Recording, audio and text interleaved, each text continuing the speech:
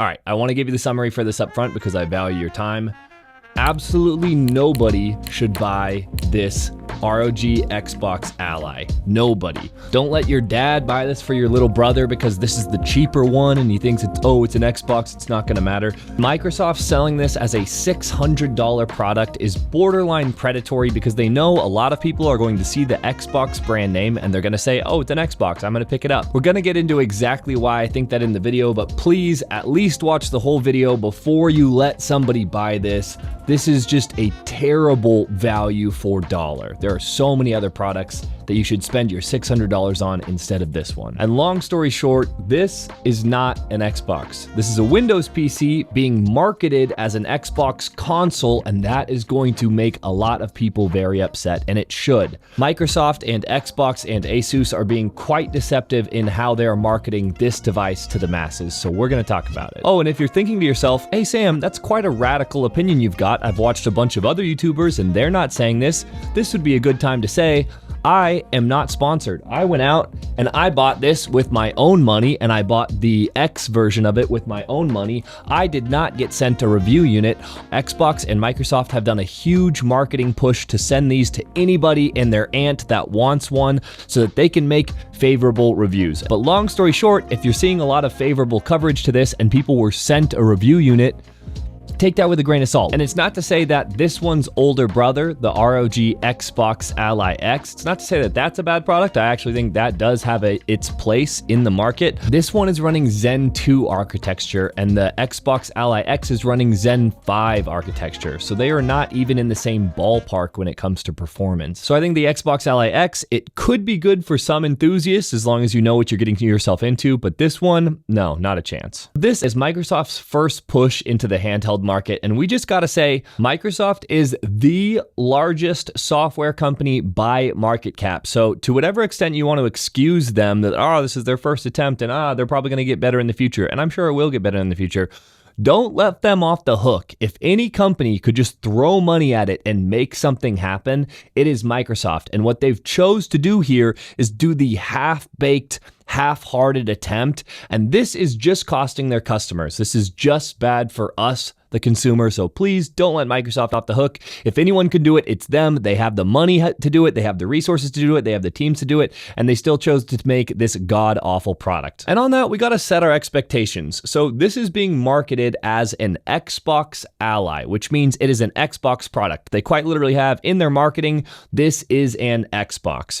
So the expectations are being set as this is a console experience, not a Windows experience, not a Windows handheld experience, but a console experience, an Xbox experience. And Microsoft has been making Xboxes and Xbox software for a long time, decades at this point. And before you say, Sam, it's not an Xbox, it's a Windows PC, it says in their marketing, this is an Xbox, all right? So don't cut them slack. This is their marketing. They didn't have to say that. So we're just setting the stage that this isn't going to be reviewed as a Windows handheld. This is going to be reviewed as an Xbox console. Because I think most people who buy this, who just don't know anything about handhelds, are gonna buy it thinking, hey, I'm getting an Xbox, and they're expecting that console-like experience, not to do a bunch of tinkering, not to have to download a bunch of drivers and update drivers to just be able to play their games because it's an Xbox after all, even though it can't play Xbox games natively, but we're going to get to that in a second. So let me give you a very real world example of how this is not an Xbox despite its marketing.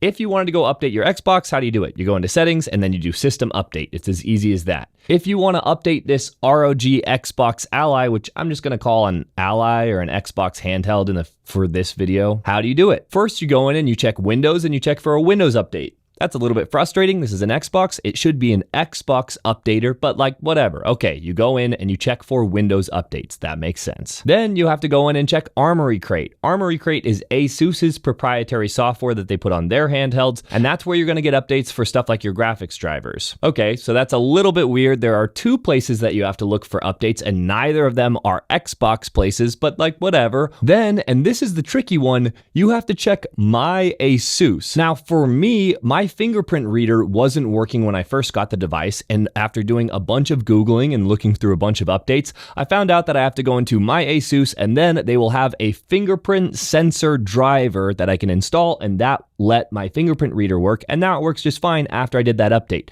But here's the kicker.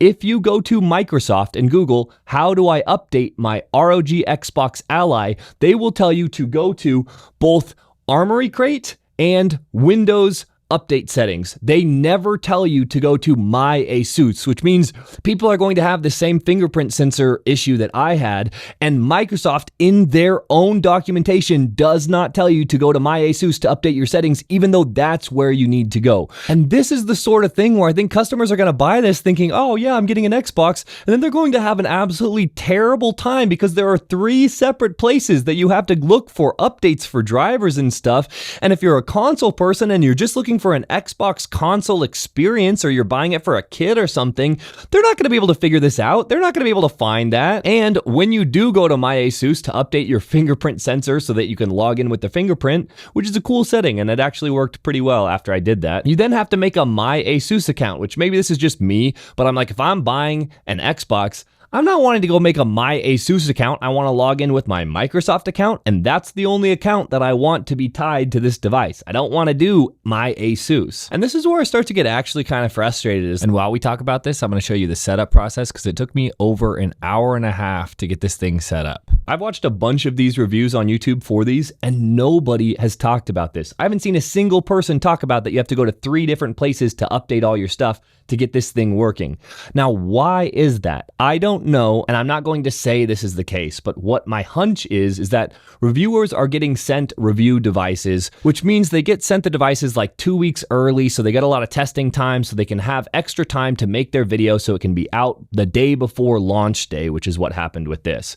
And reviewers and companies have this relationship where they know if a reviewer makes a really nasty review about a product and, says the truth, but like maybe it's a bad product, then they know that company is not going to send them review devices in the future. And so there's this delicate dance that reviewers do where they try to tell the truth, but they also don't want to upset the company that gave them the review device. So they're doing this little dance. Well, I'm not going to do that stupid little dance. I bought these devices with my own money, which is not a sustainable business model because I'm not going to be sent review units early like everyone else. So if you appreciate that I'm just going to tell you exactly how I see it, then please like and subscribe, because without that, then the reviewers who are getting the early access models and are getting paid to make these reviews, those are the only reviews that you're going to see. And nobody is going to tell you that you have to check 3 different places to update your drivers. Sorry, shameless plug over. I just get actually frustrated. It feels like people like you and I are going to go out and make poor purchasing decisions because they're being deceived because of corporate interests. And that really rubs me the wrong way.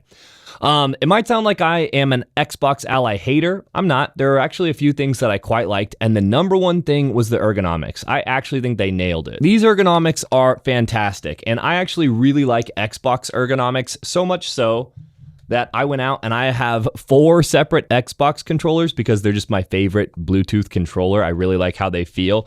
And this feels almost identical to an Xbox controller to me, just a little bit wider. So I think if you have bigger hands, you're really going to enjoy this experience. If you have smaller hands, it feels pretty big in the hand to me. So I think if you have smaller hands, you might not enjoy it quite as much, but overall, I think the ergonomics are fantastic. And this is the first handheld that I think feels as good as a Steam Deck. So that's really saying something from me. The triggers feel great and have good travel distance. The bumpers feel really nice too. I like the joysticks quite a lot. The D-pad is sort of mid. And the ABXY buttons, I thought that they were kind of fine. They're pretty loud and clicky and tactile. But then I noticed when I'm playing games where I'm doing a lot of button mashing, like the game I noticed it the most was Dead Cells, pretty often they would get like half stuck where they would take a split second longer to come back up and then you miss the button press because it's stuck down. That happened pretty often, and then every once in a while the button would actually just stick down for me. And that is annoying, so I didn't like that. But overall, I'd call the ABXY buttons pretty good. But one frustration I have with these buttons, which is like the start, select, and menu buttons, is that you have 5 in this little cluster. We're all used to having start select up there, and so that's no big deal. But then you have the Asus Armory Crate button, and then you have your menu button, and then you have your Xbox button. To me, this is just a little too many infrequently used buttons all right next to each other, so I kept forgetting which one was which.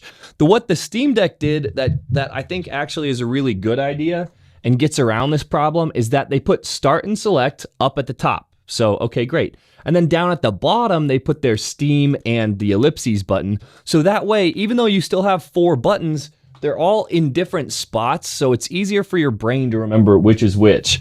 Whereas this, they put them all right next to each other. So because the buttons look pretty similar and the symbols are small, I think people are gonna get a little confused as to which one is which. Okay, now let's get into performance. All of my testing was done at 20 watts, which is the maximum wattage, and was done at 720p. And if you're asking why didn't I do it at 1080p, the screen is 1080p.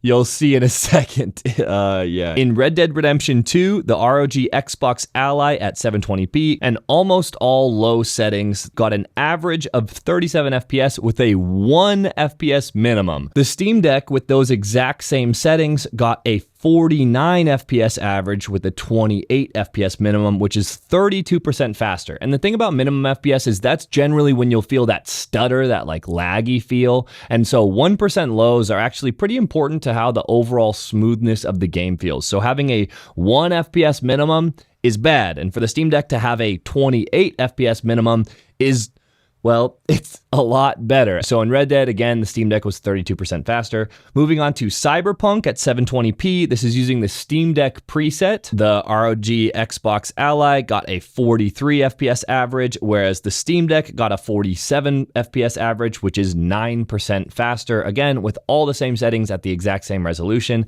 Actually, in that case, the Steam Deck is running at 1280 by 800, which is slightly more pixels than 1280 by 720 because the Steam Deck is 16 by 10, whereas the ROG Xbox Ally is 16 by 9. In Elden Ring, with basically everything on low at 720p, the Xbox was getting about 40 to 45 FPS, and that's almost exactly what the Steam Deck was getting. It was actually the first game where I noticed almost no difference between the two. They run pretty much identical. And in Space Marine 2, the Xbox was getting between 12 and 30 FPS, whereas the Steam Deck was getting between 25 and 40 FPS, which puts the Steam Deck at about 60 to 80% faster. Now, there wasn't a single game that I tested where the Xbox did better than the Steam Deck. And that might be a little surprising to you if you know the chipset, which is that the Xbox is using the Z2A, which is basically the same chip as the Steam Deck, but it can turbo up to 20 watts, whereas the Steam Deck only goes up to 15 watts. So you would think, how is the Xbox not getting better performance? It might seem like a total mystery, but here is the problem, and this has been the problem for all Windows handhelds.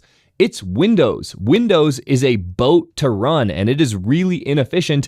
And while if you have a super powerful gaming PC, it's no problem. When you're having these lower powered handhelds, having the operating system take up a lot of resources makes a huge difference to actual gaming performance. And the Steam Deck runs SteamOS, which is tailor-built for it, and so it is much more efficient. What Asus and Microsoft did here is they made what they call the Xbox Experience, which is supposed to be like a tuned down version of Windows that's just running an Xbox, and it actually works really well, and I like it a lot when you can use it. The problem is you get a ton of pop-ups that force you back into Windows. Like, for example, you'll get a Teams pop-up, a fucking Teams pop-up, and that will pull you into Windows when you're playing your Xbox games. That is ridiculous. And anytime you accidentally go into Windows because you get some pop-up for Microsoft Word or whatever it is, then if you want to go back into the Xbox Experience and have those resources saved for gaming, you have to restart the device. You can't just go back in. You have to restart it every single time you even touch Windows. So in actuality, in my experience, it's even though the Xbox Experience is pretty good, and the Xbox Experience, again, is just that app, like a full screen app. You could imagine it kind of like Steam full screen. While I really like the Xbox Experience, in practicality, it's almost impossible to use without having to use Windows for something. And so it's not nearly as useful as I had hoped it would be. And this is kind of the problem with this device, is that Microsoft and Asus clearly didn't decide who was going to take the lead here. So it's like, half Xbox, and then it's half Asus with the Armory Crate, and then it's half Windows with like regular Windows PC stuff. And because all of them have all of their settings and you have to go into any given one for any given setting, it ends up just being a clusterfuck of operating systems and software, and with nobody taking the lead. It's all three of them depending on which thing you're trying to do. And that is a terrible user experience. Like, this thing comes with PowerPoint and Publisher and Teams and Word and Microsoft News, and the list goes on. Now, if you think of this as a Windows PC, you're like, yeah, it comes with that stuff. But if you think of it as an Xbox, imagine your Xbox coming with Teams. Can you imagine? And I think a lot of people are going to get this and they're going to say, why the fuck is Teams installed on my Xbox? And they'd be right. Why is it? Microsoft is installing all this bloatware on an Xbox. And here's a real world implication of that. I did the battery drain test overnight, and if you were just running the Xbox experience, I lost 3% overnight, which is actually pretty good. But if you have the Xbox experience, but you also have Windows running because you accidentally clicked on a pop-up and so it's still running in the background, then you lose 8% overnight. You're basically losing 3 times the amount of battery if Windows is up in the background. And again, the only way for you to go back to having just the Xbox experience is if you restart the whole device. And after you restart the device, and maybe this is just me, this is just a minor annoyance, but when you get on the lock screen, the Windows lock screen, why is it not an Xbox lock screen? Why is it Windows? It's just a regular Windows lock screen with whatever natural landscapes you got going on. Why did they do that? Why didn't they put an Xbox lock screen? And for example, I noticed that every time I unplugged the device, the screen was dimming quite a lot. So I tried to turn that off, and you would hope it's somewhere in the Xbox experience, like don't dim the screen when unplugged. But nope, you have to go into your Windows system settings, and that's where you turn that off. And that's what I mean, like in practicality, you end up having to use it as just a Windows PC. And so then the illusion of this being an Xbox just fades immediately. And there are so many little glitches that I'm not going to go into them all. I actually think the software experience is so half-baked, it's terrible. I would rather just use a regular Windows PC. Like, for example, I bought the Ally X, and that has Armory Crate and Windows, and I would rather use Armory Crate and Windows than this, which is Armory Crate, Windows, and Xbox experience. You just get one more layer of software to do all the same things on, and it's just ridiculous. It's so bloated. One issue that bothered me the most was whenever I would put a game to sleep using the power button and then I would wake it back up, because I have the screen set to 720p, because it can't run games at 1080p, or it can't run most games at 1080p. The game would come back to running into Windows borderless mode and would be running smaller in the center of the screen.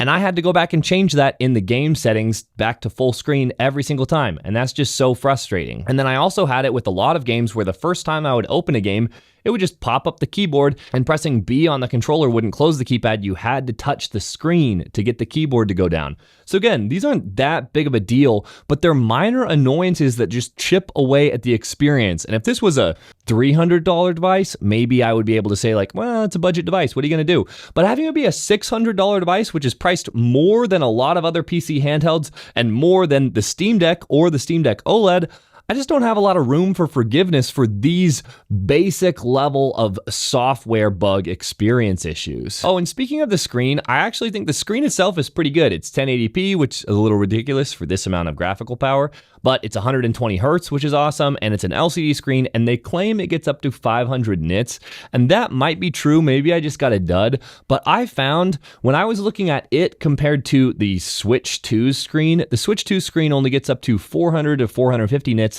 and I thought the Switch 2 screen looks brighter. Maybe that's just me personally, but I actually had a lot of experiences on the Xbox where I would be playing and I'd be like, it's not quite bright enough, and I'd go to turn it up and it was already at full brightness. So again, I don't know if that's just my unit. This was after I turned off the dimming setting when it's unplugged. So I don't know if it's just mine, but I found the screen quite dim. So long story short, I think this device is suffering from an identity crisis, which is probably Microsoft's fault, but it doesn't know. Is this an Asus? Is this a Microsoft Xbox? Is this a Windows PC? It doesn't know, and they didn't decide, and so you get the worst of all of those worlds. And I think if they just decided this is an Xbox, it's not going to run Windows, it's going to run some custom Xbox software, it would be awesome. Or if they decided this is a Windows PC, but we're going to make Windows a handheld version, that could be really cool. Or if they said this is a Asus's product and we're just going to use Armory Crate and that's how you're going to have to interact with the device,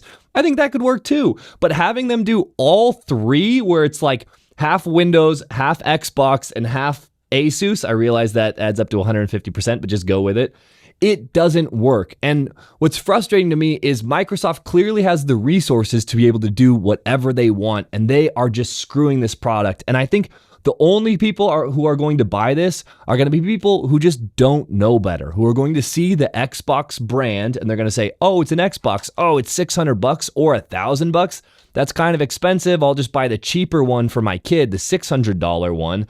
And then this kid is going to have a terrible experience because this is a bad device for $600. There is no two ways about it. This is just a bad value. When you compare this to the Steam Deck OLED, which again, the Steam Deck is cheaper, the Steam Deck OLED just wins out in basically every factor. So that's really frustrating to me that Microsoft pulled this stunt. It actually feels like they're just cashing in on the Xbox name, which has so much brand recognition, but they're going to screw over the Xbox name. I mean, it's been slipping in the last years, but still, this is inexcusable. I should end this with, in my opinion.